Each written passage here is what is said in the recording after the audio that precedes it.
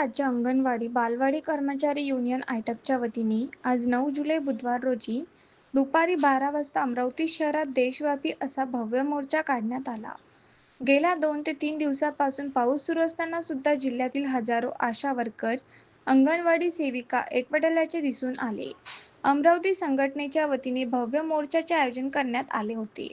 शासनाच्या खाजगीकरण उदारीकरण धोरणाविरोधात तसेच कामगार कायदे बदलविण्याचा सरकारचा प्रयत्न अशा विविध मागण्यांसाठी भर पावसामध्ये बाबासाहेब आंबेडकर चौकापासून सरकारविरोधात घोषणा देत मोर्चेकरी जिल्हाधिकारी कार्यालयापर्यंत मोर्चा काढण्यात आला.